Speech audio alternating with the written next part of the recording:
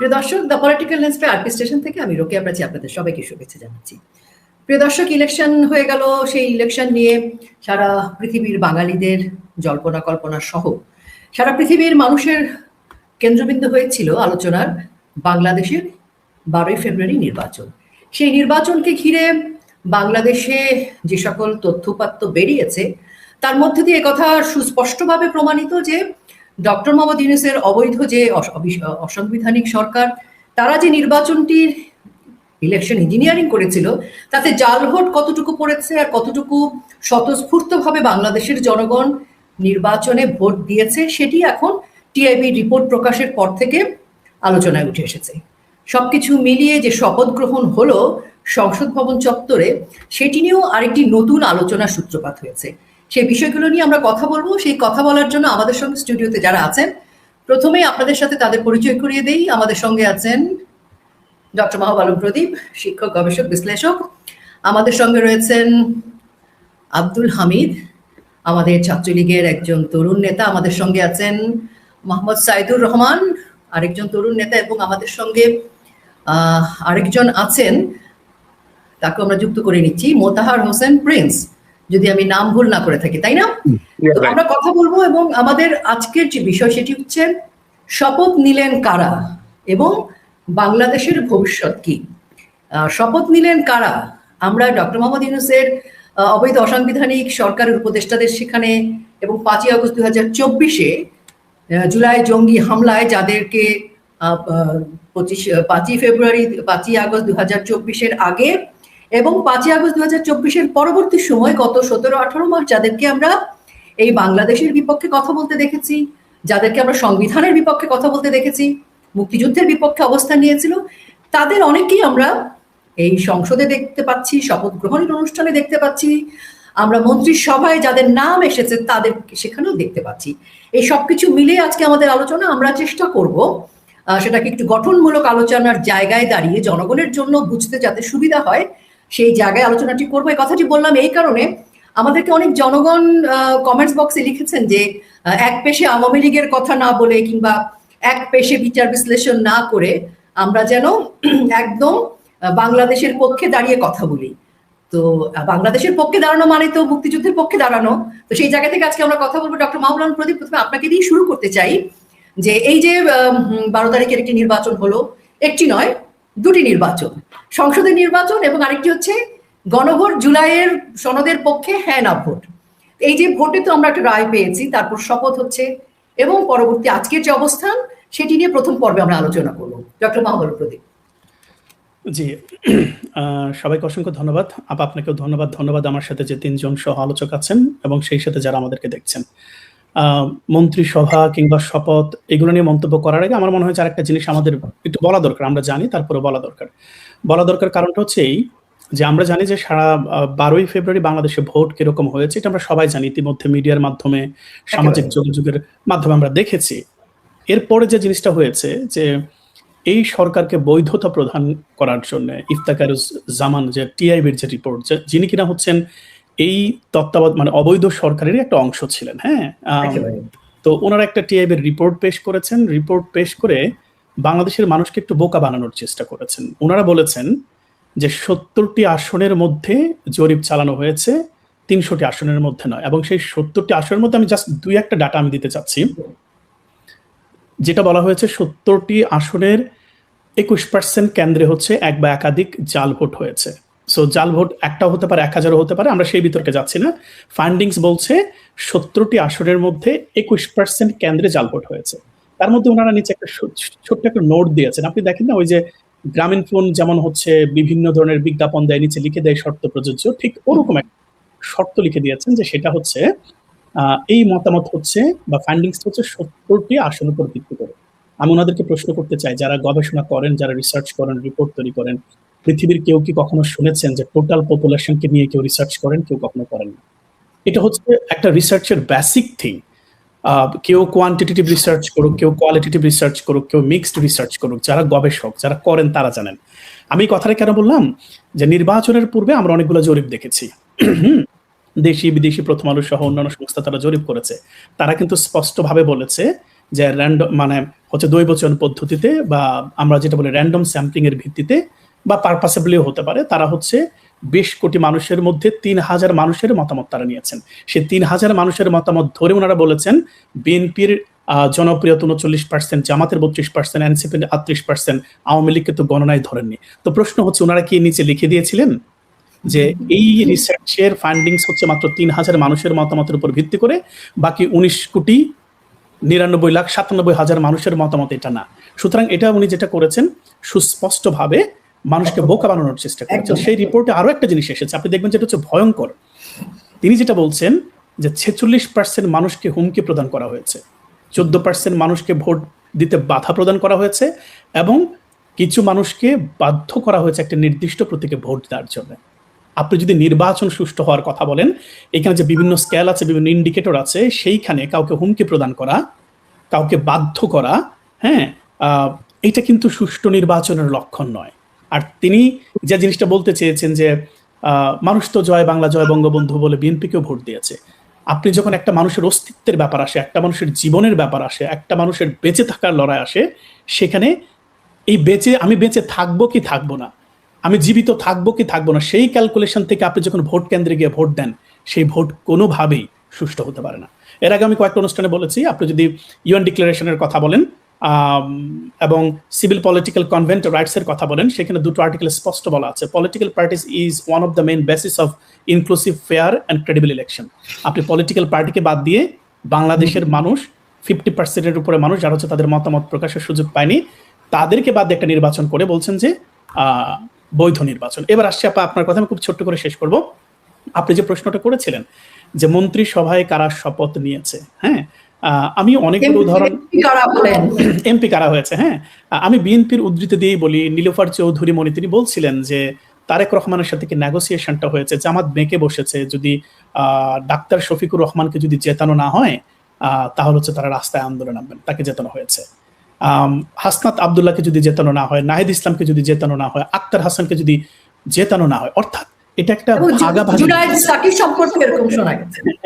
আপনি দেখেন যে এখানে মাহমুদুর রহমান মান্নার চাইতে তো বড় লিডার বা বড় রাজনৈতিক ব্যক্তিত্ব, আপনি যদি রাজনীতির পাল্লায় মাপেন, জুনায়েদ সাকি তো না।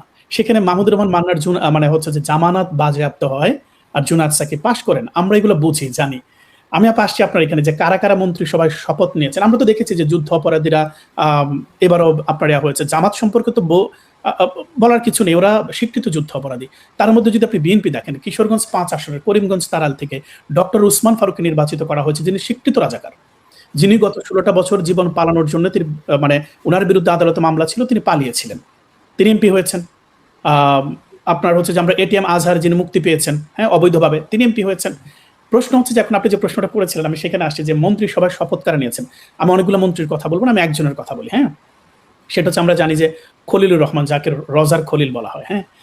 আমরা অনেকেই এই প্রশ্নটা করছি যে রজার খলিল কিভাবে বিএনপির মন্ত্রিসভায় আসলেন। আমি যদি একটু প্রশ্নটা উল্টা ভাবে করি যে রজার খলিল কিভাবে বিএনপিকে ক্ষমতায় এনেছেন। বিএনপির সৌভাগ্য যে রজার খলিল হচ্ছে বিএনপির প্রধানমন্ত্রী হননি। আপনি একটু হিসাবটা একটু মিলিয়ে নেবেন। রজার খলিল এসেছেন ইউএস এর একজন প্রতিনিধি হিসাবে, ডক্টর ইউনূস ছিলেন, তিনি চলে গেছেন, রজার খলিলকে বসিয়ে গেছেন যে নেগোসিয়েশনের মাধ্যমে বাংলাদেশকে সাম্রাজ্যবাদের অংশ বানানো হিসাবে, হ্যাঁ। বাংলাদেশের আমরা যে জানি যাওয়ার একদিন আগে তড়িঘড়ি করে বিশাল অঙ্কের চুক্তি করা হয়েছে।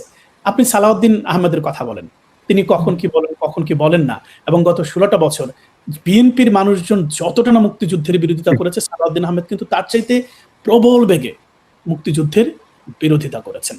আমি আরেকটা জিনিস আপনাকে বলতে চাই, শেষ করবো একটা বিষয় বলে। আমি গতকাল থেকে দেখছি যে এহসানুল হক মিলনকে নিয়ে খুব চমৎকার চমৎকার কথা বলা হচ্ছে, শিক্ষা ব্যবস্থা চেঞ্জ করে ফেলবেন, বাংলাদেশকে আমেরিকা বানিয়ে ফেলবেন, সুইডেন বানিয়ে ফেলবেন। It's absolutely fine, you can make anything, I don't have any doubt and question, but my question is that what did you do back to 2000 from 2001 to 2007? I was a student at this time. I studied university, college and schools. What did you do?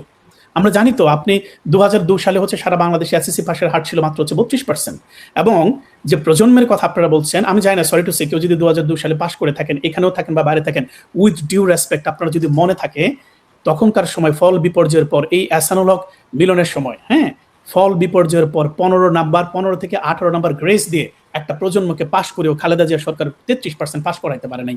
এটা আপনার একদম তথ্যভিত্তিক মিলিয়ে দেখবেন। So জি আজকে যারা মনে করছে যে এই মন্ত্রিসভা দিয়ে বাংলাদেশকে চেঞ্জ করে দেবে, এবং বিশেষ করে দুঃখজনক হচ্ছে এই বাংলাদেশের তারেক রহমানের মতো একজন দুর্নীতিবাজ ব্যক্তি, যিনি মিস্টার 10% নামে খ্যাত, যিনি গ্রেনেড মামলার মানে হচ্ছে যে আসামি, 10 ট্রাক অস্ত্র মামলার আসামি, সময়ের পরিবর্তে বাংলাদেশের যে সিভিল সোসাইটি, বাংলাদেশের যে মিডিয়া, তারা বাঁচার জন্য, জঙ্গিবাদ থেকে বাঁচার জন্য তারেক জিয়াকে ডেকে এনে এখানে বসিয়েছেন। সেই জায়গা থেকে বাংলাদেশের জন্য ভালো কিছু আমি তো দেখি না। আর যারা হচ্ছে বঙ্গবন্ধুকে অস্বীকার করে, মুক্তিযুদ্ধকে অস্বীকার করে, আওয়ামী লীগের রাজনীতিকে অস্বীকার করে, সেই মন্ত্রিসভার সফলতা তো আমি কামনা করব না বা করতে পারি না। এবং আমি তাদের অনেকগুলো চ্যালেঞ্জ ইন ফিউচারে দেখছি, যারা হচ্ছে বাংলাদেশের এগেনস্টে বা বিরুদ্ধে রাজনীতি করার নতুন করে বীজ বপন করেছে। ধন্যবাদ। অনেক ধন্যবাদ। আবারও আসবো আপনার কাছে। আব্দুল হামিদ, সাবেক সভাপতি, বাংলাদেশ ছাত্রলীগ, গোপালগঞ্জ জেলা। হামিদ, আপনাকে যে জিনিসটা জিজ্ঞেস করতে চাই সেটি হচ্ছে, মাত্র 14.64% মানুষ আসলে ভোট কেন্দ্রে গিয়েছেন এবং ভোট দিতে পেরেছেন। এটা টিআইবি রিপোর্টকে পর্যালোচনা করেই বলা যায়। এবং জাল ভোট পড়েছে 44.8%, একদমই টিআইবির হিসেব নিকেশ। তাহলে বাংলাদেশের একটা বড় সংখ্যক, অর্থাৎ আমরা নির্মোহভাবেও যদি বলতে চাই তাহলে 70%ই ধরে নিলাম যে যারা নির্বাচনকে বর্জন করেছেন, যারা গণভোটকে বর্জন করেছেন, যারা বাংলাদেশের মুক্তিযুদ্ধের পক্ষে দাঁড়িয়েছেন, মানে বলতে হবে যে মুক্তিযুদ্ধের পক্ষে দাঁড়ানো। তাহলে এই জনগণ বাংলাদেশ আওয়ামী লীগের যে ভোট বর্জনের ডাক ছিল, গণভোটকে না বলার যে ডাক ছিল, সেটিকে সমর্থন দিয়েছে, অর্থাৎ বাংলাদেশ আওয়ামী লীগের পক্ষে দাঁড়িয়েছে। তাহলে বাংলাদেশ আওয়ামী লীগ এই মুহূর্তে প্রস্তুত, এই যে একটা অনেক বড় সংখ্যক দলীয় নেতাকর্মী সমর্থকদের বাইরে সাধারণ জনগোষ্ঠী আছে, তাদেরকে নিয়ে একটা লম্বা সময়ের যুদ্ধের প্রস্তুতি নেয়ার কি মনে করছেন আপনি? ধন্যবাদ রোকেপা। আপনি আমরা সবাই দেখেছি, বাংলাদেশের মানুষও সারা বিশ্বের মানুষ দেখেছে, নির্বাচনের দিন বেলা 11টা পর্যন্ত 14.something ভোট পড়েছে। নির্বাচন কমিশন নিজে বলেছে। মাত্র 1 ঘন্টা পরে এসে 12টার সময় এসে তিনি বললেন 32.something ভোট পড়েছে। মানে আমাদের দেশে আমরা যারা ভোট প্রয়োগ করি, আমরা সবাই ভোট প্রয়োগ করি, আমরা সাধারণত সকালবেলা গিয়ে ভোটটা প্রদান করি। আর বিশেষ করে গ্রামের মানুষ ঘুম থেকে উঠে, তারা 5টা-6টায় ঘুম থেকে উঠে, তারা উঠে আপনার ভোট প্রদান করে 11টা, 10:30টার ভিতরে ভোট কমপ্লিট করে ফেলে। আর ন্যাচারালি আপনার 11টা পর্যন্ত স্বাভাবিক ভোটগুলো প্রদান করে মানুষ। ভোটটা ওই সময়টা সবচেয়ে বেশি পড়ে। কিন্তু 11টা থেকে 12টা পর্যন্ত যে আপনার ড্রামাটিকলি চেঞ্জ, এই চেঞ্জটা কিভাবে আসলো আমি জানি না। বাংলাদেশের ইতিহাসে আগে পরে কখনই এরকম কোনো ঘটনা বা নিদর্শন দৃষ্টান্ত মানুষ দেখেনি। আর দ্বিতীয়ত হচ্ছে আপনার বিকাল 4টা পর্যন্ত বা 4:30 পর্যন্ত 32 থেকে 59.44% মানে ভাগ যে ভোটটা পড়েছে, এটা আসলে একটা কাকতালীয় বিষয়। মানে আকাশ কুসুম একটা গল্পের মধ্যে মনে হচ্ছে আমার কাছে। আপনি সারা বাংলাদেশে দেখবেন, আমাদের কাছে ডকুমেন্টগুলি আমরা রেখে দিয়েছি। সেটি হচ্ছে উদয় স্কুল থেকে শুরু করে ঢাকার ভিতরে এবং ঢাকার রাজধানীর আশেপাশে যে জেলাগুলো আছে, যেমন গোপালগঞ্জ, মাদারপুর, শরীয়তপুর, রাজবাড়ী, ফরিদপুর, আপনার নারায়ণগঞ্জ, গাজীপুর, আপনার নোয়াখালীতে নিজামহাটারির এলাকা আমি দেখলাম সকালে 11:30টার দিকে যে ভোটারবিহীন ইলেকশন হচ্ছে। সেখানে ভোটাররা কিন্তু উপস্থিত হননি। এটা কিন্তু লাইভ দিচ্ছিল, সাংবাদিকরা এটা লাইভে প্রচার করছিল। এটা কিন্তু আপনার মোবাইলে ক্যামেরা ধারণ করা। ওই তথ্যগুলো কিন্তু আমরা ইতিমধ্যে লিপিবদ্ধ করে জব্দ করে রেখেছি, কারণ ভবিষ্যতে কিন্তু এটা আমাদের এই ডকুমেন্টটা প্রয়োজন হবে। আজকে বাংলাদেশে যে একটি তথাকথিত একটা প্রহসনী নির্বাচন হয়েছে, এটি মানুষ যেমন উপস্থিত হননি 70% মানুষ, আর জাল ভোট পড়েছে আপনার 44.something। এই ভোটটাই প্রমাণ করে যে বঙ্গবন্ধু কন্যা জননেত্রী শেখ হাসিনার ডাকে এবং মুক্তিযোদ্ধার পক্ষে, বাংলাদেশের স্বাধীনতা এবং সার্বভৌমত্বের পক্ষে মানুষ ভোট কেন্দ্রে উপস্থিত না হয়ে ভোট বর্জন করে মানুষ এটা আপনার সমর্থন জ্ঞাপন করেছে। যেমন 13ই নভেম্বর একটি লকডাউন হয়েছিল বাংলাদেশে। আমরা কিন্তু আওয়ামী লীগের নেতাকর্মী, সেদিন কিন্তু কোনো সহিংস ঘটনা ঘটেনি, জ্বালাও পোড়াও হয়নি, আন্দোলন সংগ্রাম হয়নি। দেখেন, একটু খেয়াল করে দেখবেন, প্রিভিয়াস দিনটা আপনি একটু খেয়াল করবেন, সেদিন কিন্তু বাংলাদেশে একটি মানুষও বাজার করতে পর্যন্ত ঘর থেকে বের হয়নি। এটি প্রমাণ করে ওই মানুষগুলো বাঙালি আমাদেরকে সমর্থন করেছে, আওয়ামী লীগকে সমর্থন করেছে, মুক্তিযুদ্ধের সপক্ষে মানুষগুলোকে এই নির্দেশনাকে ওরা সমর্থন করেছে। এটিকে তারা ব্যান করে আবার নতুন করে নির্বাচন করলো। নির্বাচন করে আবার তারা একটা প্রহসনের নির্বাচন দিয়ে বাংলাদেশ মুক্তিযুদ্ধের পক্ষে শক্তিকে পরাজিত করে নতুন করে সরকার গঠন করলো। 59 আপনার 25 জন মন্ত্রী এবং 24 জন প্রতিমন্ত্রী সহ যে মন্ত্রী পরিষদটা গঠন করেছে, আমাদের ডক্টর মাহবুব সাহেব বলেছেন, উনি সুন্দর করে এক্সপ্লেনেশন করে গিয়েছেন। এটা আমি একটু বলি। সালাউদ্দিন সাহেব নিজে কিন্তু বলেছেন, সালাউদ্দিন সাহেব সহ বিএনপির হেভিওয়েট নেতারা তারা নিজেরা বক্তব্য প্রদান করেছেন। আমার কাছে ডকুমেন্টগুলো আমরা রেখেছি, আমি নিজেও ফেসবুকে মাঝে মাঝে একটু ছাড়ার চেষ্টা করি। উনি বলছে যে একজন দ্বৈত নাগরিক, বিদেশি নাগরিক কিভাবে বাংলাদেশের রিপোর্ট পেশ করবে নিরাপত্তা উপদেষ্টা হয়ে, সেই ব্যক্তি আবার কিভাবে বিএনপির মন্ত্রী পরিষদে মন্ত্রী হয়। মানে ওনারা কিন্তু গুপ্ত গুপ্ত বলে জামাতকে ব্লেম দেওয়ার চেষ্টা করেছে, অভিযুক্ত করার চেষ্টা করেছে, কিন্তু সেই একই অভিযোগে তারা নিজেরা অভিযুক্ত ভয়ানক ভাবে। বাংলাদেশে এই এই যে রাজনীতির কালচারটা শুরু হয়েছে, আমি যে জিনিসটা একটু বলছি, একটু পরে যে এই জিনিসটা আবার আমি নিজে করলাম, অভিযুক্ত করে আপনাকে অ্যাকিউজ করে আবার আমি নিজে করলাম। মানে এটা আসলে কোন ধরনের ভাষা, কোন ধরনের আবৃত্তি, কোন ধরনের ক্যারেক্টার আমি রাজনীতিতে, এটা আমি আমার রাজনৈতিক দর্শন এটি নেই। আর দ্বিতীয়ত হচ্ছে আবার আমি আপনাকে একটি জিনিস বলি, সেটি হচ্ছে 1971 সালে মহান মুক্তিযুদ্ধ 9 মাসে হয়েছিল।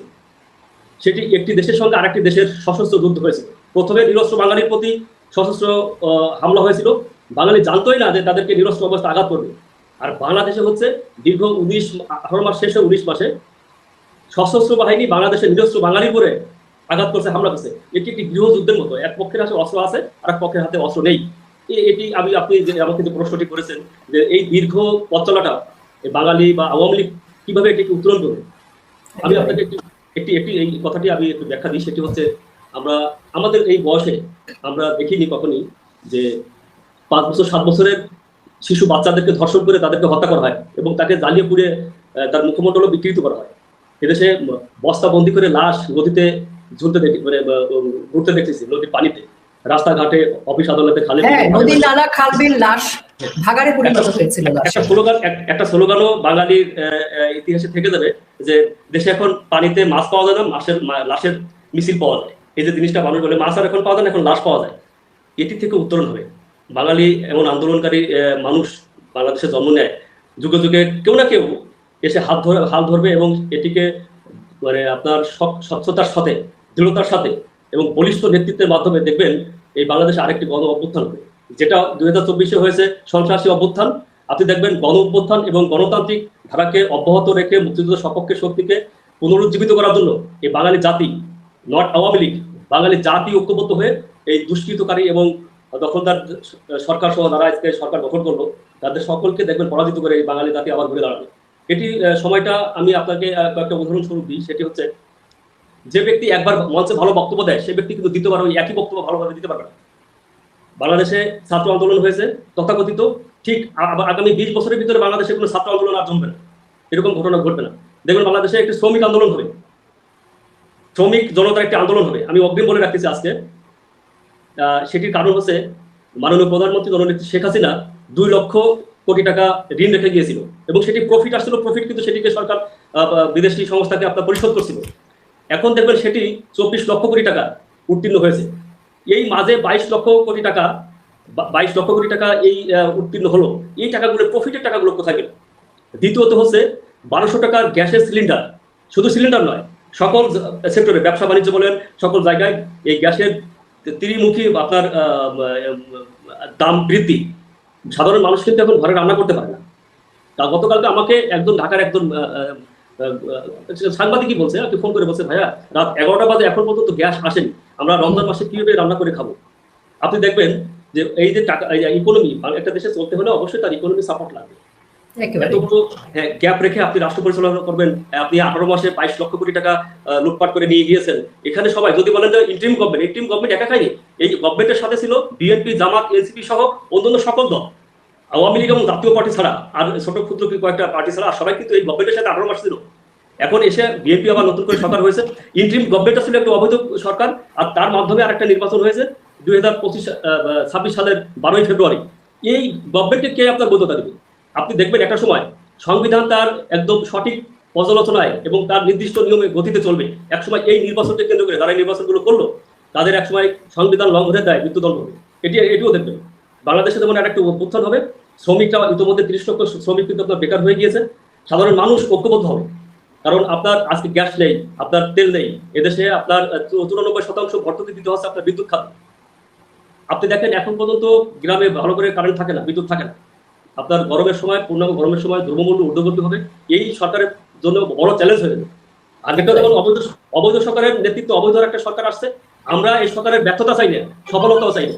আমরা দেখতে চাই বাঙালি জাতির জীবনে এই সরকার কি নিয়ে আসে। নিশ্চয়ই আমরা আবার আসবো আপনার কাছে। আমরা একটু প্রিন্স আপনার কাছে যেতে চাই। প্রিন্স হচ্ছে সদস্য দপ্তর উপকমিটি বাংলাদেশ আওয়ামী লীগ। প্রিন্স, এই যে নতুন শপথ হলো, সংসদ সদস্যরা শপথ নিলেন, মন্ত্রিসভা তৈরি হলো, এইরকম একটি সময় আপনার কি মনে হয় যে বাংলাদেশের মানুষ এই সংসদ সদস্য বা এই মন্ত্রিসভা বা এই যারা সরকার গঠন করলেন তাদের কাছ থেকে বাংলাদেশের মানুষের কি চাওয়া পাওয়া, বা একজন আওয়ামী লীগের রাজনৈতিক কর্মী হিসেবে আপনার কি চাওয়া বা কি দাবি, কি মনে হয় তাদের কি করা উচিত? ধন্যবাদ আজকের অনুষ্ঠানের উপস্থাপক আমাদের শ্রদ্ধেয় রোকেয়া প্রার্থী আপা সহ সবাইকে। এখানে গত 12ই ফেব্রুয়ারি যে নির্বাচনটি অনুষ্ঠিত হয়েছে, সেই নির্বাচনে বাংলাদেশের মানুষের মতোই সারা পৃথিবীর মানুষ অবলোকন করেছে যে দেশের একটি বৃহৎ জনগোষ্ঠীর সমর্থনপুষ্ট রাজনৈতিক দল বাংলাদেশ আওয়ামী লীগকে ছাড়াই জাতীয় নির্বাচন অনুষ্ঠিত হয়েছে। এখানে একটি দেশের বৃহৎ জনগোষ্ঠীর সমর্থনপুষ্ট রাজনৈতিক দলকে পাশ কাটিয়ে নির্বাচনের মাধ্যমে সাংবিধানিক ক্ষমতা এখানে দেখানো হয়েছে যে সাংবিধানিকভাবে ক্ষমতা গ্রহণ করা হয়েছে। এবং আপনার বর্তমানে বিএনপি সরকার দেশের সংবিধান অনুযায়ী তারা শপথ গ্রহণ করেছে, কিন্তু দেশের একটি বৃহৎ জনসংখ্যাকে এভাবে পাশ কাটিয়ে সাংবিধানিক ক্ষমতার বলে সরকার গঠন করা, তাহলে সেখানে সেই সাংবিধানিক সেই জায়গাটা কতটুকু অসহায় হয়ে পড়ে সেটাও বর্তমান সরকারকে বিবেচনা করতে হবে।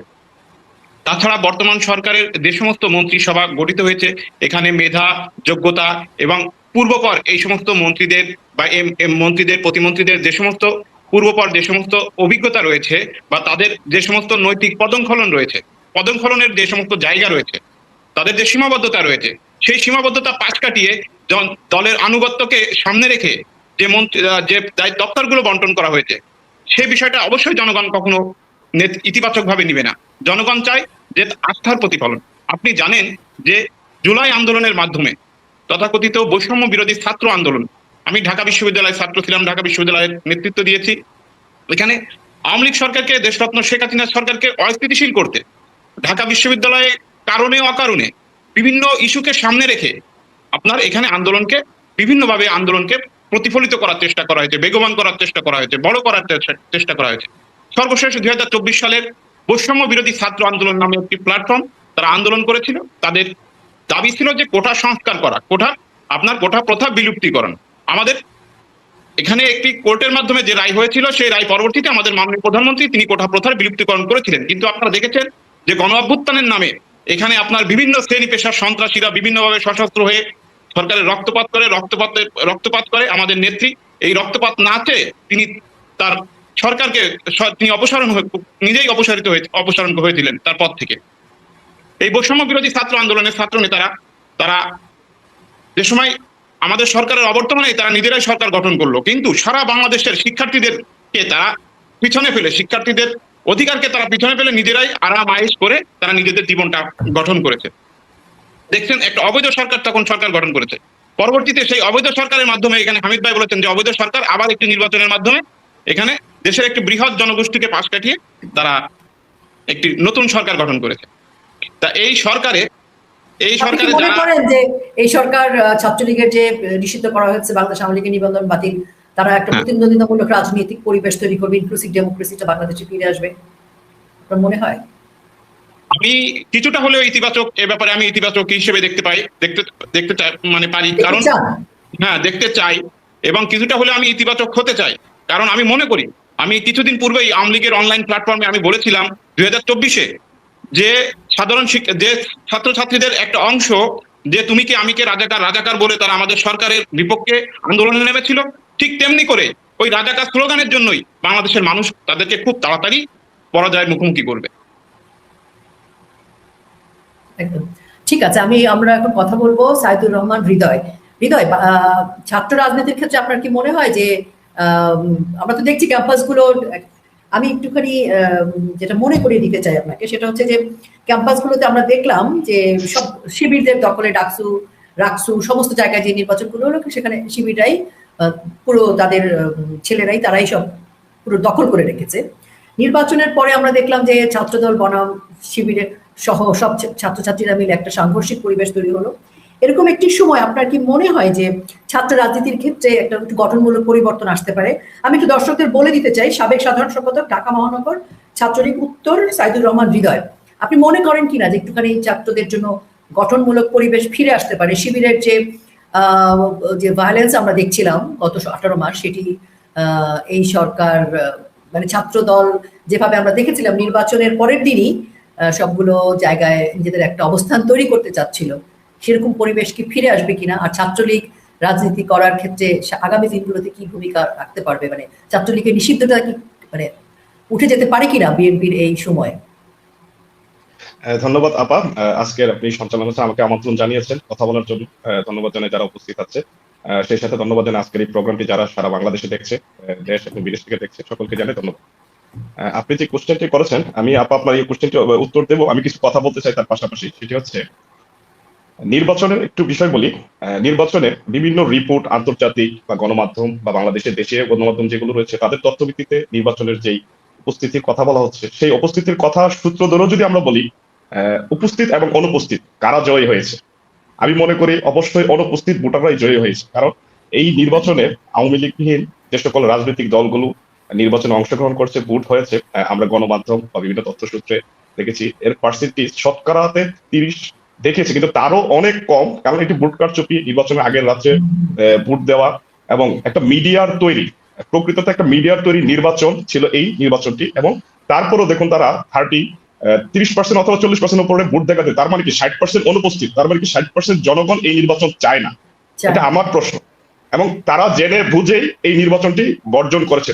সেই সাথে আমাদের আওয়ামী লীগের যে নো ভোট ক্যাম্পেইন ছিল তার ডাকে সাড়া দিয়ে বাংলাদেশের প্রত্যেকটা মানুষ এই ভোটকে নিজের মন থেকে প্রাণ থেকে বর্জন করেছে বলে আজকে অনুপস্থিতির সংখ্যা অনেক বেশি হয়েছিল। সেই ক্ষেত্রে আমি বলবো, যদি এই নির্বাচনের কথা বলি তাহলে আমাদের হিসেবে অনুপস্থিতি এই নির্বাচনের সবচেয়ে বেশি জয়। আর যে রিপোর্টগুলো দেওয়া হয়েছে এই নির্বাচনকে বৈধ বানানোর প্রাসঙ্গিকতার ভিত্তি করে, আসলে এই রিপোর্টগুলো শুধুমাত্র কি রাজনৈতিক দলগুলো সমগ্র রাজনৈতিক কণ্ঠগুলো কি এখানে আপনার তুলে ধরা হয়েছে, তাদের বক্তব্য কি নেওয়া হয়েছে? আপনি বললেন যে 3000 লোকের তথ্য ছিল এটি।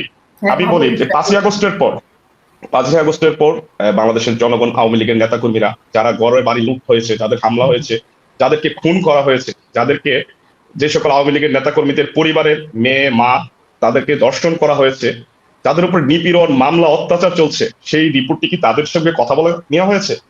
এই রিপোর্টটি কি কখনোই প্রতিনিধিত্ব করে যারা এই বাংলাদেশে 5ই আগস্টের পরে যারা সবচেয়ে বেশি অত্যাচারিত, যারা সবচেয়ে বেশি অনুপস্থিত, যারা সবচেয়ে বেশি নির্বাচনকে বর্জন করেছে, তাদের কণ্ঠগুলো কি এইখানে এই রিপোর্টে উচ্চারিত হয়েছে বা এর প্রভাব পড়েছে? এটি শুধু একমাত্র আমি মনে করি নির্বাচনকে বৈধ করার একটা প্রাসঙ্গিক রিপোর্ট মাত্র।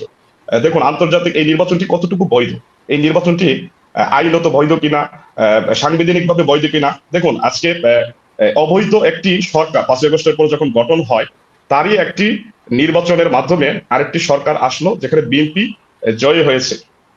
আমি খুব সোজাভাবে বলবো, অবৈধ এবং অবৈধ যখন একসঙ্গে হয় তখন একটা জারজের জন্ম হয়। আমি মনে করি এই সরকারটি হচ্ছে যারা শপথ নিচ্ছে বা যারা ক্ষমতায় আসার জন্য আজকে শপথ নিল বা নির্বাচনে অংশ করে বিজয় হয়েছে, এই অবৈধ নির্বাচনের মাধ্যমে একটি জারজ সরকারের জন্ম হয়েছে এবং বাংলাদেশের জনগণ ভবিষ্যতে একে খুব কড়া ভাষায় এর জবাব দেবে এবং অতীতেও দিয়েছে। এবং আজকে দেখুন জুলাই যোদ্ধা বা জুলাই সনদ নিয়ে যে কথাগুলো হচ্ছে, প্রথমে তো আমাদেরকে জানতে হবে যে জুলাই যোদ্ধাটা কি। আমাদের দেশে কিন্তু একটি যুদ্ধ হয়েছে, মহান মুক্তিযুদ্ধ 1971 সালে। আচ্ছা হৃদয়, আমরা একটুখানি জুলাই যোদ্ধার বিষয়টা থেকে আমরা একটু যেতে চাই যে এই মুহূর্তে বাংলাদেশের রাজনৈতিক পরিস্থিতির সংকটটা কি? কারণ বাংলাদেশ আওয়ামী লীগের নিবন্ধন বাতিল, ছাত্রলীগকে নিষিদ্ধ করা হয়েছে।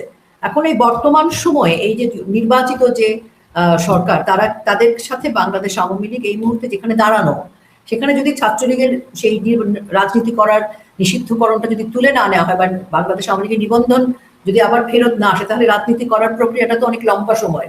এই রাজনীতির সংকটটাকে আপনি কিভাবে দেখছেন, যদি একটু ছোট করে বলেন। আমাদের রাজনীতিকে যেভাবে নিষিদ্ধ করা হয়েছে বাংলাদেশ আওয়ামী লীগকে এবং ছাত্রলীগকে তা আগে জানতে হবে। ছাত্রলীগ ভাষা আন্দোলনের নেতৃত্ব দিয়েছে। এই ভাষা আন্দোলনকে সুসংগঠিত করার জন্য যত ধরনের প্রক্রিয়া ছিল সমস্ত কিছু ছাত্রলীগের হাতে ছিল। 1971 সালের মহান মুক্তিযুদ্ধ, আপনি 62-র শিক্ষা আন্দোলন, 66-র 6 দফা, 69-এর গণঅভ্যুত্থান এবং 70-এর নির্বাচন, 1971 সালের মহান মুক্তিযুদ্ধ এবং রাজনীতিতে আপনার বাংলাদেশে যতগুলো সংকট এসেছে প্রত্যেকটাতে ছাত্রলীগকে নেতৃত্ব দেখেছেন আপনারা সবাই। এবং ছাত্রলীগের ইতিহাস, বঙ্গবন্ধু বলেছিলেন যে ছাত্রলীগের ইতিহাস মানে বাংলাদেশের ইতিহাস। ছাত্রলীগ আর বাংলাদেশ একে অপরের পরিপূরক। এই সংগঠনটিকে নিষিদ্ধ করা মানে বাংলাদেশকেই নিষিদ্ধ করা, বাংলাদেশ আওয়ামী লীগকে নিষিদ্ধ করা মানে বাংলাদেশকে নিষিদ্ধ করা। এবং কারা নিষিদ্ধ করেছে, কারা এই ষড়যন্ত্রের পিছনে আছে, আপনারা দেখলে দেখবেন জামাতের যে নেতাগুলো আছে, আমরা যারা মহান মুক্তিযুদ্ধে এই দেশকে বাংলাদেশ হিসেবে পরিচয় দিতে চায়নি, যারা বাংলাদেশ এই স্বাধীনতার সঙ্গে মহান মুক্তিযুদ্ধের সঙ্গে বিরোধিতা করেছিল, তারাই কিন্তু এর পিছনে সবচেয়ে বেশি কলকাঠি নেড়েছে। অতএব আওয়ামী লীগকে এবং বাংলাদেশ ছাত্রলীগকে অতীতেও কিন্তু নিষিদ্ধ করা হয়েছে। যাদের নিজস্ব কোনো বৈধতা নেই, যারা নিজেরাই অবৈধ, তাদের এই নিষেধাজ্ঞা কখনোই আমাদের কাছে বৈধ না। বাংলাদেশ আওয়ামী লীগ এবং বাংলাদেশ ছাত্রলীগ নিজেদের রাজনৈতিক সক্ষমতা দিয়ে মাঠে প্রমাণ করবে কে নিষিদ্ধ, কে অবৈধ আর কে অবৈধ। এবং আমি মনে করি খুব দ্রুতই, দেখুন 1981 সালে যখন মাননীয় প্রধানমন্ত্রী স্বদেশ প্রত্যাবর্তন হয়, তখন আমি শুনেছি আমাদের যারা বড় যারা বয়স্করা ছিল আওয়ামী লীগের নেতারা বা আমাদের দাদা অথবা আমাদের পরিবার অনেকের কাছ থেকে শুনেছি সেই দিনটি নাকি মেঘাচ্ছন্ন ছিল। এবং যখন মাননীয় প্রধানমন্ত্রী আসেন, বৃষ্টি হচ্ছিল, প্রকৃতিও কেঁদেছিল বঙ্গবন্ধু কন্যার আগমন। আমার কাছে এটি মনে হলো যে ওই প্রকৃতিও যেন মাননীয় প্রধানমন্ত্রী শেখ হাসিনাকে আগমন জানিয়েছিল এবং কান্না জড়িত কণ্ঠে শেখ হাসিনাকে জড়িয়ে ধরেছিল। ঠিক আবারও এই ছাত্রলীগ, বাংলাদেশ আওয়ামী লীগের তৃণমূলের নেতাকর্মী সকলের নেতৃত্বে বাংলাদেশের মানুষের ভালোবাসাকে জয় করে, বাংলাদেশের মানুষের আবেগ আকাঙ্ক্ষাকে কাজে লাগিয়ে আমরা সে মাননীয় প্রধানমন্ত্রী শেখ হাসিনা আরেকটি স্বদেশ প্রত্যাবর্তন হবে। ঠিক একইভাবে বাংলাদেশের মানুষ এবং এই বাংলাদেশের প্রকৃতি মাননীয় প্রধানমন্ত্রীকে স্বাগত জানাবে এবং এটি খুব বেশি দেরি নয়, খুব তাড়াতাড়ি হবে ইনশাআল্লাহ। এবং আজকে যে রাজনৈতিক সংকটের কথা বলছেন, জুলাই যুদ্ধের সেই সংকটের কথা বলতে গেলে প্রথমে তো জুলাই যুদ্ধ নিয়ে যে বিতর্কটা সেটি নিয়ে একটু পরিষ্কার করা উচিত। জুলাই যোদ্ধা কারা, কেন তাদেরকে জুলাই যোদ্ধা বলা হয়?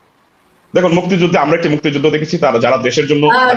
জুলাই যোদ্ধা নিয়ে আমরা এই মুহূর্তে কথা না বলি, কারণ জুলাই যোদ্ধা বলে কিছু নাই, তারা সবাই হচ্ছে জঙ্গি। আমরা জুলাই যোদ্ধার বিষয়ে সময় নষ্ট না করি। আমি আবার আসবো আপনার কাছে। ডক্টর মাহবুব প্রদীপ, যে প্রশ্নগুলো রয়ে গেছে, যে প্রশ্নগুলো আমি আসলে আমাদের তরুণ ছাত্র নেতাদেরকেও করেছি, কিন্তু তারা তাদের মতো উত্তর দিয়েছে, কিন্তু একজন গবেষক এবং শিক্ষক হিসেবে আমি আপনার কাছ থেকে উত্তরটা চাই। সেটি হচ্ছে, একটা তো জটিলতা তৈরি হয়েছে শপথটার বিষয়ে, কারণ পৃথিবীর ইতিহাসে দুটো শপথ নেই আসলে। একটি শপথ হয়, সেখানে আমরা দুইটা শপথের একটা জটিলতা রয়েছে, সেখানে পক্ষ বিপক্ষ হয়েছে, সেটি তো একটা আছে। কিন্তু পাশাপাশি আরো কিছু যে বিষয়, সেটি হচ্ছে বাংলাদেশ আওয়ামী লীগের যে নিবন্ধন বাতিল করা হয়েছে অবৈধভাবে, সেই নিবন্ধনটি এই নির্বাচিত সরকারের মাধ্যমে আমরা কি মনে করতে পারি কিনা যে এটি আবারও রাজনীতি করার অধিকার বাংলাদেশ আওয়ামী লীগ ফিরে পাবে, এবং ছাত্রলীগকে নিষিদ্ধ করে রাখা হয়েছে, এবং যে অবৈধ কোর্ট এবং যে অবৈধ অন্তর্বর্তীকালীন সরকারের অনেক অবৈধ সিদ্ধান্ত রয়েছে, যে সিদ্ধান্তগুলো যেমন বাংলাদেশ আওয়ামী লীগের উপরে চাপিয়ে দেওয়া, তেমনি বাংলাদেশের জনগণের উপরেও প্রশাসনিক ভাবেও চাপিয়ে দেয়া। এখন যেহেতু যেভাবেই হোক না কেন একটা নির্বাচিত সরকার শপথ নিয়েছে, কাজে এই সংকটটা তো একটা সংকট তৈরি হয়ে যাচ্ছে, অবৈধ সময়ের সিদ্ধান্ত এবং বৈধ বা যেটাই বলি না কেন, তাহলে এই সংকটের মধ্যে কিন্তু বাংলাদেশ ঢুকে গেল। কাজে ইনক্লুসিভ ডেমোক্রেসির স্বার্থে আসলে এই সরকারের কাছে আমরা আসলে কি প্রত্যাশা করতে পারি? আপা, অসংখ্য ধন্যবাদ। আমি এই প্রশ্নের উত্তর দেওয়ার আগে আমি আমার একটা বলবো যে ছাত্র জীবনের একটা ঘটনা একটু ছোট্ট করে বলতে চাই। আমাদের গ্রামে একটা দরবার শরীফ ছিল, সেখানে হচ্ছে প্রতি বৃহস্পতিবার আমরা যেতাম আর কি। যাওয়ার মেন রিজন হচ্ছে আমরা ছোট মানুষ, শিরনি বলে বা হচ্ছে যে আমরা জানি যে খিচুড়ি দেয় কিংবা মিষ্টি দেয়, যতটা না নামাজ পড়া, যতটা না জিকির পড়া, তার চাইতে বড় হচ্ছে ওই শিরনির জন্য আমরা যেতাম আর কি। তো স্বাভাবিকভাবে পেছনে যখন থাকতাম, ওনারা তো পীর মানুষ, অনেক জোরে বলতেন যে হু আল্লাহ আল্লাহ, তো আমরা আস্তে আস্তে বলতাম হ্যাঁ আল্লাহ আল্লাহ। আমি উইথ ডিউ রেসপেক্ট, রিলিজিয়াস বিষয়। তখন ওই এলাকার যিনি পীর, তিনি আমার সম্পর্কে নানা হন, তিনি তখন আমাকে সামনে ডাকলেন, হ্যাঁ, ডেকে আমাকে জিজ্ঞেস করলেন যে গ্রামে গ্রামে তো হচ্ছে যে আমরা দেখি যে শুকর কিন্তু নিয়ে যায়, তখন মানুষ কিন্তু হচ্ছে যে খুব আনন্দের সাথে, যদিও এটা খুবই অমানবিক, শুকরকে পেটায়। তাও দেখবেন যে ছোট বাচ্চারা পাটশোলা দিয়ে পিটায়, বড়রা বাঁশ দিয়ে পিটায়। তো আমাকে বললো যে তোর সামনে যদি একটা শুকর থাকে, হ্যাঁ, তো তোকে যদি একটা পাটশোলা দেওয়া হয় আর যদি একটা বাঁশ দেওয়া হয়, বাঁশের অনেকগুলা প্রকার আছে, তার মধ্যে যেটা শক্ত বাঁশ, আমরা বলি বরাক বাঁশ, আমি এটার আসল নামটা জানি না। তো বললো যে এই শুকরকে তুই যদি পাটশোলা দিয়ে বাড়ি দেস আর যদি হচ্ছে বাঁশ দিয়ে বাড়ি দিস, কোনটা দিলে শুকর শুনবে? হ্যাঁ, তা আমি বললাম যে না না, এটা তো বাঁশ না দিলে তো শুনবে না।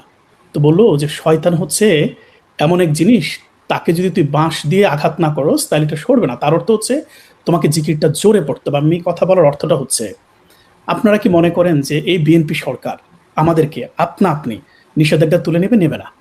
তার জন্য আমাদেরকে কি করতে হবে? এটা অপ্রিয় হলেও সত্য, এটা আমার অবজারভেশন আপা।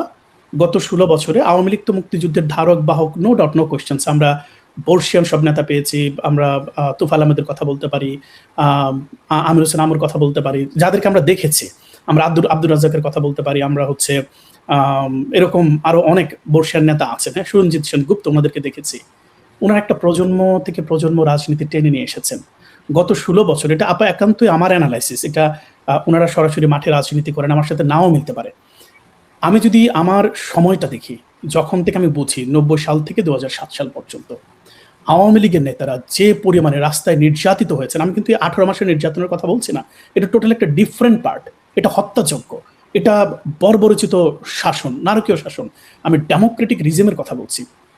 আমরা দেখেছি মোহাম্মদ নাসিমকে রাস্তায় মার খেতে, আমরা দেখেছি মতিয়া চৌধুরীর ব্লাউজ শাড়ি টেনে ছিঁড়ে ফেলতে, আমরা দেখেছি বিএনপির নয়া পল্টন হচ্ছে ছবি রানী সাহার কে বেআব্রু করে দিতে, আমরা দেখেছি যে কিভাবে আসাদুজ্জামান নূরকে পিটিয়েছে, আমরা দেখেছি অসংখ্য আওয়ামী লীগের নেতাকর্মীকে হত্যা করেছে। আমি 21 আগস্ট গ্রেনেড হামলার কথা আমরা সারা পৃথিবীর সাক্ষী। 21 আগস্ট তো আছে, আইবি রহমানকে হত্যা করা হয়েছে, মমতাজউদ্দিন আহমেদকে হত্যা করা হয়েছে, আহসানুল মাস্টারকে হত্যা করা হয়েছে, শামেস কিবরিয়াকে হত্যা করা হয়েছে। গত 16 বছরে আওয়ামী লীগ কিন্তু কোনো রাজনৈতিক নিপীড়নের নির্যাতনের শিকার হয়নি। আমি যা জিনিসটা বলতে চাচ্ছি আপা, আমি উজ্জ্বল আওয়ামী লীগ করেনি, বিএনপি বা কাউকে, হ্যাঁ আওয়ামী লীগও করেনি, আওয়ামী লীগ তো করেনি, আমি বলছি আওয়ামী লীগ নিজেরাও শিকার হয়নি। তার মানে কি হচ্ছে, একটা প্রজন্ম বেড়ে উঠেছে আওয়ামী লীগের নেতৃত্বের, যারা আসলে এই ধরনের ভয়ঙ্কর একটা সিচুয়েশন দেখেনি, যেটা আওয়ামী লীগ 1971 বলেন, 1949 থেকে যদি বলেন 2007 সাল পর্যন্ত আওয়ামী লীগ দেখেছে। এই কথা বলার অর্থ হচ্ছে, আজকে যখন আমি দেখি সারা বাংলাদেশের দিনাজপুর বলেন, গোপালগঞ্জ বলেন, শরীয়তপুর বলেন, নোয়াখালী বলেন, ধানমন্ডি 32 বলেন, লুঙ্গি পরা খেটে খাওয়া মানুষজন, হ্যাঁ, যারা হচ্ছে জীবন বাঁচানোর জন্য দেশান্তরী হচ্ছেন, আমার খুবই রেসপেক্ট। একটা মানুষের জীবন, এর বাইরে কোনো কিছু নেই, সুতরাং আমি ওখানে সমালোচনা করবোই না। আমি করবো না এই কারণ সেখানে তো আমিও নেই।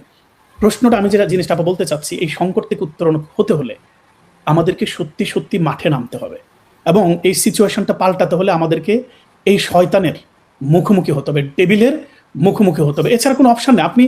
আমরা এখান থেকে বসে থেকে বলবো যে তারেক যে আমাদেরকে ক্ষমতা দিয়ে দেবে না, তারেক যেহেতু 20 বছর পরে এসেছেন, সেটা ওনার ভিন্ন গল্প, উনি দুর্নীতিবাদ ছিলেন, ওনার উপর মামলা ছিল, উনি কি দিবে সেটা ওনার ব্যাপার, আমাদের কি প্রয়োজন সেটা আমাদের ব্যাপার, ওনার ব্যাপার।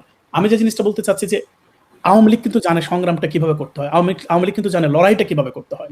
এত নির্যাতন, এত নিপীড়ন, এত অত্যাচার, হত্যার পরেও কিন্তু কেউ না কেউ ধানমন্ডি 32-এ যায়। আপনি গিয়েছেন, অধ্যাপক জামাল উদ্দিন গিয়েছেন, গত পরশু 3 জন রিক্সাওয়ালা গিয়েছেন, এর আগে শতবর্ষী একজন নারী গিয়েছেন। এটাই ধানমন্ডি 32 আওয়ামী লীগ এবং মুক্তিযুদ্ধের টান।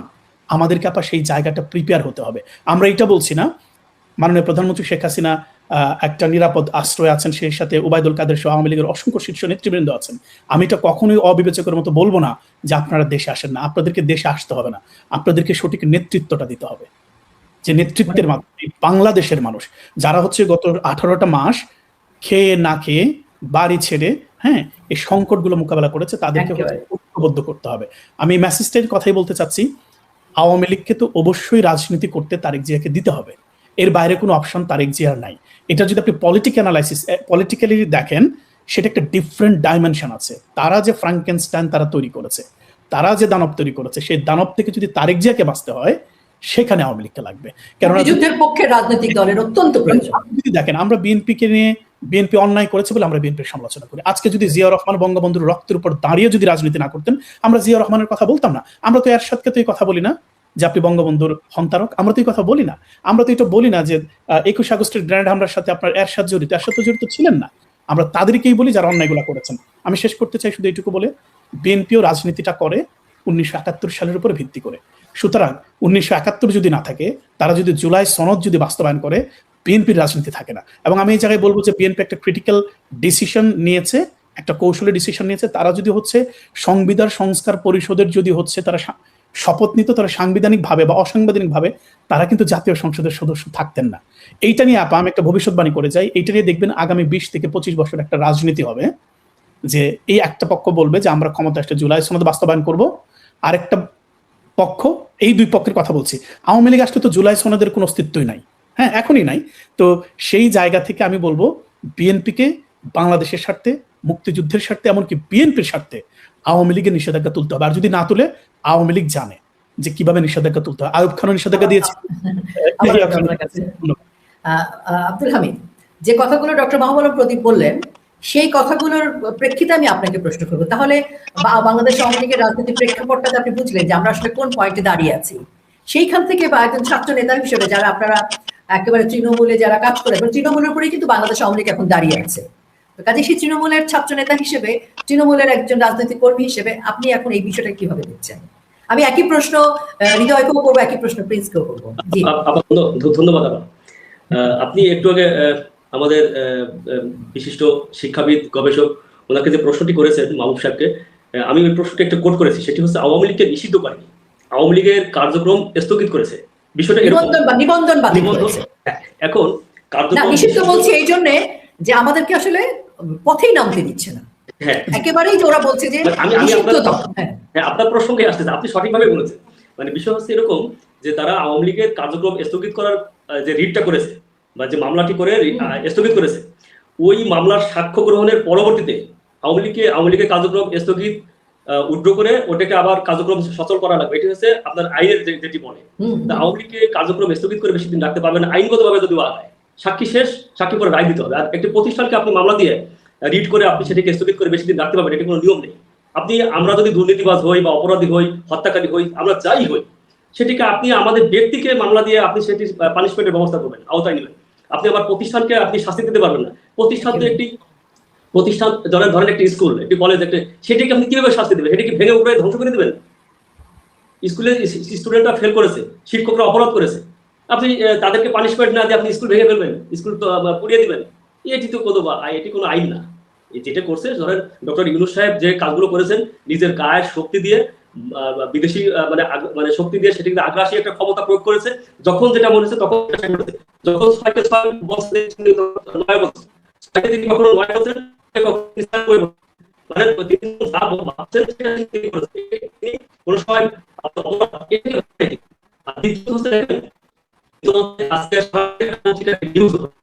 আমি একটু নেটওয়ার্কের প্রবলেম হচ্ছে আপনার।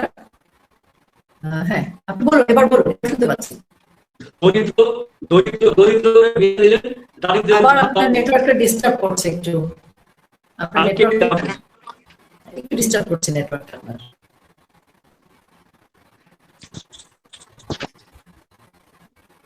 আচ্ছা, হামিদের নেটওয়ার্কটা আসতে আসতে আমরা একটু প্রিন্সের কাছে যাই। প্লিজ, আমরা কিন্তু এখন পুরো বিষয়টা একেবারে টু দ্য পয়েন্ট অ্যানালাইসিস করতে চাই। তারপরে বাংলাদেশ আওয়ামী লীগ আসলে এক ধরনের সুসংগঠিত হয়ে রাজপথে নেমে আন্দোলনের জন্য প্রস্তুত হতে হচ্ছে। একজন ছাত্র নেতা হিসেবে, রাজনৈতিক কর্মী হিসেবে আপনার কি মনে হচ্ছে আমরা কতটা প্রস্তুত আছি? আমরা এই এটা যদি অনেক লম্বা সময়ের যদি হয় আন্দোলন সংগ্রাম, সেই জন্য আজকে আমাদের বাংলাদেশ আওয়ামী লীগ এবং তৃণমূলের আমাদের নেতারা কতটা প্রস্তুত, আমাদের কতটুকু পরিকল্পিত আমরা? সত্যিকার অর্থে আওয়ামী লীগের রাজনৈতিক দল হিসেবে বাংলাদেশ আওয়ামী লীগের নেতাকর্মীরা মানে প্রায় 90 থেকে 95% স্বাধীনতার মতদর্শে বিশ্বাসী। বাংলাদেশ আওয়ামী লীগের 99% বলা যায় বাংলাদেশ আওয়ামী লীগে এমন কোন নেতাকর্মী নেই যে স্বাধীনতার মতদর্শে বিশ্বাস করেন। এবং বাংলাদেশের রাজনীতিতে বিশেষ করে আওয়ামী লীগ এবং বিএনপি, আপনি এখানে মতদর্শগত পার্থক্য আমাদের রয়েছে, কিন্তু মহান মুক্তিযোদ্ধাকে কেন্দ্র করে প্লাস আমাদের যে সামাজিক অনেক নীতি নৈতিকতা দায়বদ্ধতার জায়গা থেকে বাংলাদেশ আওয়ামী লীগ এবং বিএনপি নেতাকর্মীদের ভিতর কাছাকাছি একটা অবস্থান আছে। যেহেতু আমরা সবাই বাংলাদেশের নাগরিক, আপনারা সবাই জানেন যে এই দুটো দল বাংলাদেশের রাজনীতিতে প্রধানভাবে প্রতিদ্বন্দ্বিতায় করে থাকে। এবং সেহেতু বিএনপি রাজনৈতিকভাবে বিএনপির ক্ষমতায় আসাতে আওয়ামী লীগের নেতাকর্মীরা অন্তত সামাজিকভাবে তারা মনে করছে যে আপনার স্বাধীনতা বিরোধীদের থেকে বিএনপি বিগত 5ই আগস্ট 2024 যে পরিমাণ নির্যাতন নিপীড়ন করেছে, সত্যিকার অর্থে একটি রাজনৈতিক দল হিসেবে মানে পৃথিবীর ইতিহাসে এটা বিরলও বলা যায়, যে আধুনিক বিশ্বের ইতিহাসে এটা বিরল, কারণ এটা দক্ষিণ এশিয়া, এটা মধ্যপ্রাচ্য না। এখানে একটা সামাজিক সাংস্কৃতিক আমাদের মানব বসতিতে একটি আছে, ঐতিহ্যবাহী আমাদের একটা ইতিহাস রয়েছে। সেই ইতিহাসকে করে বিএনপি যে পরিমাণ নির্যাতন নিপীড়ন করেছে, তারপরও আপনারা দেখেছেন যে আওয়ামী লীগের নেতাকর্মীরা স্বাধীনতার স্বার্থে, মুক্তিযুদ্ধের স্বার্থে তারা চেয়েছে যে স্বাধীনতা বিরোধীরা যেন ক্ষমতায় না আসে। এবং আওয়ামী লীগ বিএনপির নেতা কর্মী এবং সাধারণ যে সমস্ত কর্মী সমর্থক রয়েছে তাদের অন্তত সামাজিক এবং জীবনযাত্রায় কিছুটা হলেও সামঞ্জস্যতা রয়েছে, যার জন্য আমি মনে করি যে বিএনপি শত বাধার সম্মুখীনেও আওয়ামী লীগের নেতাকর্মীরা উজ্জীবিত, কারণ এখানে স্বাধীনতা বিরোধীরা বাংলাদেশের রাজনৈতিক মঞ্চায়নে আপাতত নাই, দৃশ্যমান নাই। ইউনূস এবং তার জুলাই যুদ্ধের গঙ্গের পরাজয় হয়েছে। আমি মনে করি যে বাংলাদেশ আওয়ামী লীগের প্রতিটি পর্যায়ের নেতাকর্মী আমরা যেভাবে 1975 সাল আমরা মোকাবেলা করেছি, 1971 সাল মোকাবেলা করেছি, ঠিকই আমাদের দলের এই সংকটকালীন এই সময়টাতে আমাদের দলের প্রতিটি নেতাকর্মী উজ্জীবিত হয়ে তারা রাজনৈতিক কর্মসূচিতে অংশগ্রহণ করবে। এবং আমাদের সবথেকে বড় প্রাপ্তি, আমাদের নেত্রী মাননীয় প্রধানমন্ত্রী দেশরত্ন শেখ হাসিনা, তিনি অক্ষত রয়েছেন, তিনি সম্পূর্ণ শারীরিক মানসিকভাবে সুস্থ রয়েছেন। আমরা চাইবো যে তিনি শারীরিক মানসিকভাবে সুস্থ থেকে তিনি বাংলাদেশের মানুষকে যেন সুস্থ সুন্দরভাবে নেতৃত্ব দিতে পারেন এবং সমস্ত জাতিকে তিনি পথ দেখাতে পারেন। যে জাতিপিতা বঙ্গবন্ধু শেখ মুজিবুর রহমান এবং তার কন্যা, এই দুজন ব্যক্তি সত্যিকার অর্থে বাংলাদেশকে বৈশ্বিক পর্যায়ে বৈশ্বিক সকল চ্যালেঞ্জ মোকাবেলা করে বাংলাদেশকে বিক্রি হতে না দিয়ে, বাংলাদেশকে কারো কাছে মাথা নত না করে দেশ এবং জাতিকে যে পর্যায়ে এগিয়ে নিয়েছেন, সত্যিকার অর্থে শুধুমাত্র বাংলাদেশ আওয়ামী লীগের নেতা কর্মীরা না, 2024-এর 5ই আগস্ট পরবর্তী সময়ে বাংলাদেশের সাধারণ মানুষ যেভাবে আওয়ামী লীগের দিকে, আমাদের বঙ্গবন্ধু তনয় দেশরত্ন শেখ হাসিনার দিকে তাদের যে মনের আকুতি, তাদের যে চাওয়াটা, তার নেতৃত্বের প্রতি সত্যিকার অর্থে সেটা অবিস্মরণীয়। আমাদের হয়তো সরকার থেকে আমাদের অবসরণ একটা নির্দিষ্ট সময়ের জন্য হয়েছিল, কিন্তু মানুষের মনের আমাদের যে পুনর্জাগরণ, সেই পুনর্জাগরণ আবার সেটা স্থায়ী রূপে ফিরে গেছে এবং অনেক ভালোভাবে সেটি হয়েছে।